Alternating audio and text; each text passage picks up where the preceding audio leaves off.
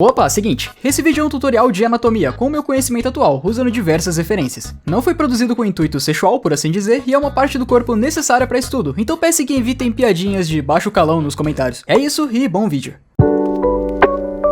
Mas antes de começar o vídeo, neste mês de agosto eu quero evoluir muito o estilo das minhas artes. E pra isso eu tento pegar o conhecimento ao máximo e vou estilizando o que eu aprendo. Mas onde eu poderia achar mais conteúdo pra isso? E aí que eu te apresento a Skillshare. A Skillshare é uma comunidade de aprendizagem online focada em criatividade. E pra tu que é artista que nem eu, é tipo um balde de ouro. Ou de lápis. Com milhares de aulas e membros que se reúnem pra encontrar inspiração e dar o próximo passo na sua jornada criativa. E lembra que eu falei que tava procurando estilizar as minhas artes? E tá aqui, um curso pra treinar estilização. E pra quem tiver interessado, o nome do curso é Como Desenvolver o Seu Estilo de Arte, do Hobbit Marzulo. Acho que eu pronunciei certo. E relaxa, mesmo com tantos cursos em diversas línguas, você não precisa se preocupar, já que a plataforma tá totalmente disponível em português. Isso é claro, inclui absolutamente todos os cursos com legenda, também em português e outras línguas. Além disso, tem uma novidade muito boa que são os cursos com áudio em português. Com a ilustração da aula anterior, montaremos uma estampa, que poderá ser aplicada desde produtos digitais a papéis de presentes exclusivos e muito mais. E esse aqui foi só um que eu mostrei, mas tem diversos outros. E pra gente que é desenhista, dá só uma olhada. Tem curso de anatomia, pra você melhorar os seus personagens, os seus OCs, inclusive em diversas poses. Perspectiva, pra você trabalhar com o cenário ou com os personagens, aplicando todos eles em perspectivas diferentes. E não pode faltar pintura, que tem tanto pra tradicional quanto pra digital, diversos estilos e variedades. Além disso, tem uns benefícios muito bons na Skillshare, como por exemplo, os cursos costumam ser curtos e você acaba fazendo um monte de aulas sem perceber. E não tem essa de ter que pagar cada curso que você quer fazer, vira um membro da Skillshare já tem acesso a todos. E eu tô ligado que vocês gostariam de testar essa belezinha, então as primeiras 1000 pessoas que clicarem no link que eu vou estar deixando aí na descrição vão estar ganhando acesso a um mês grátis de Skillshare Premium. Então clica aí e desenvolva novas skills. Skillshare.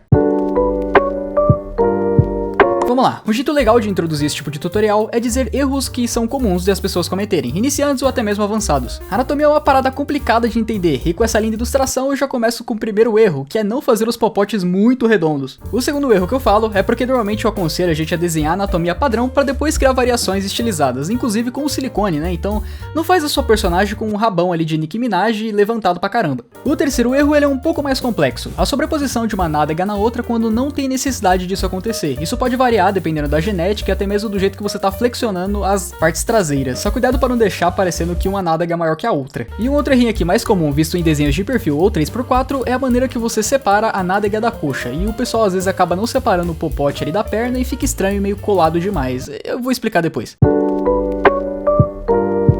Quando a gente fala de estudo, às vezes fica muito complicado, principalmente quando músculos são mais difíceis de entender. Então a maneira simples é você comparar eles com coisas mais básicas no nosso dia a dia. Como por exemplo, o músculo da nádega parece muito uma borboleta. E sim, eu fiz um trocadilho com butterfly, porque butterfly começa com butt. Seguindo agora na prática do desenho, uma coisa que eu aconselho vocês é que tenham um conhecimento básico ali de como desenhar uma pelve, como desenhar uma perna, e eu digo na perna pelo menos até a coxa, até o joelho, por aí, porque a nádega ela vai interagir com a coxa, vai interagir com a perna e isso é muito importante. Mas se vocês quiserem, podem usar a estrutura que eu uso, que é desenhar esse formato de trapézio, que é como se fosse uma caixa, porém com a parte de baixo mais larga. E em seguida, para fazer uma parte ali das pernas, eu faço esse formato de cilindro, que ele vai afinando quando vai chegando mais para perto do joelho, seguindo mais ou menos a anatomia, sempre criando vários esboços de maneira mais 3D. E usando essas formas básicas que eu passei, você já vai conseguir entender muito melhor o tutorial, inclusive você vai entender a maneira que eu desenho, ou seja, na parte teórica, e se você quiser também aplicar na prática, estilizando da sua maneira, etc. Olha, esse etc saiu bonito, né, mano? Etc. Bom, sem entrar na verdade. E sabe aquele famoso volumezinho que aparece ali, dependendo da perspectiva, principalmente de baixo, entre as nádegas do personagem? Então, ele normalmente só aparece em perspectivas mais específicas em poses também, então não força demais, senão vai ficar bem estranho.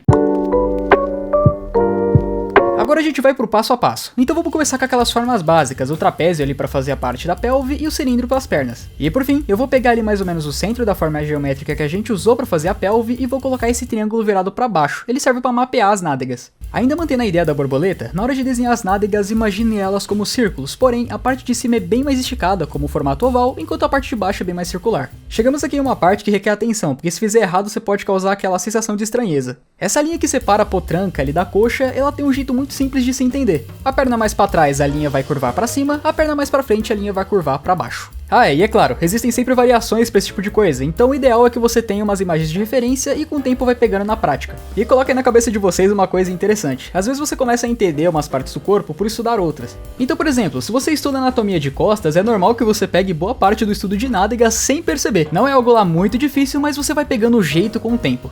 Beleza, agora eu peço que preste atenção numa coisa. Como vocês podem ver, ali na silhueta tem dois volumezinhos. O de cima é causado por causa do osso da pelve, se você passar a mão na sua cintura você vai sentir ele bem saltadinho. Enquanto o de baixo é causado pela projeção da perna, músculos e às vezes gordura. Mas MK, por que você tá dando destaque nisso? Porque no desenho e em outras coisas é necessário você entender o porquê e não apenas fazer por fazer. E se você ainda tá com dúvida nessa parte dos volumes, nessa arte em 3x4 que eu tô fazendo à direita, fica mais visível a informação. Aconselho fortemente que você estude e pratique isso porque vai te ajudar em anatomia em geral, tanto para desenhar poses em outros ângulos também.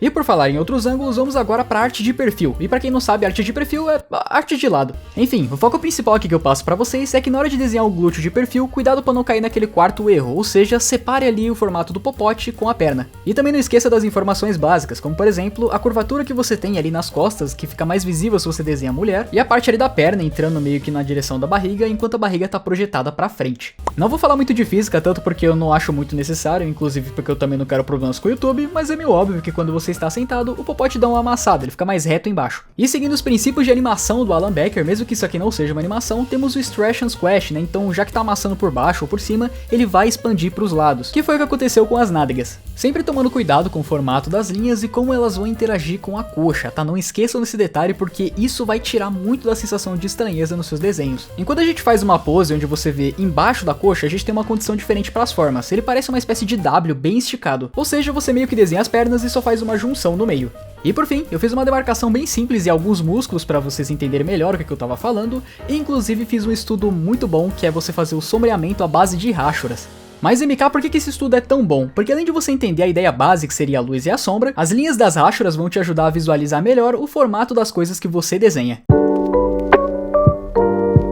Meu amigo, essa parte aqui é de extrema importância, até porque muitos tutoriais te ensinam como fazer certas partes do corpo, mas não como conectar ela com outras. Com base nos estudos que eu tive nos livros do Michel Lauricella, aquele formato oval que a gente usa para desenhar o tronco é conectado com a nossa pelve e a base de uma camada de gordura. Inclusive, se tem algum pró de anatomia aí e quiser me explicar melhor como é que isso funciona, eu agradeceria. Mas em geral eu uso esse cilindro ali pequenininho para conectar a parte de cima e de baixo do corpo. Além disso, lembra daquele formato de triângulo que eu passei? Se você usar ele e aumentar esse V, né, aumentar esse formato, ele vai conectar ali com o tronco, que vai te ajudar melhor na hora de desenhar uma pose por completo. E se liga nessa pose um pouco mais dinâmica para vocês verem, não esqueçam da interação que tem da perna e do glúteo. E se vocês quiserem eu posso fazer um tutorial completo de corpo com poses gestuais.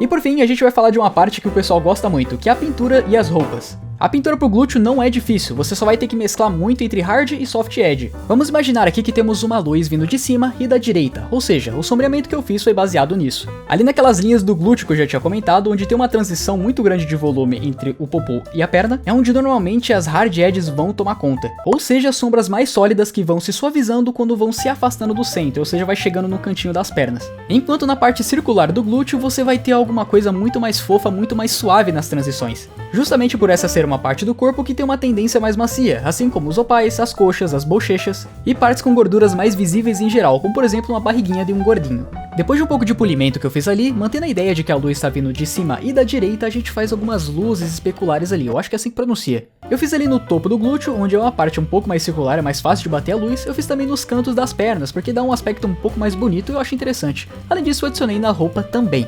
E eu costumo usar pelo menos 3 tons, o tom da pele base, um sombreamento mais leve e um sombreamento mais forte.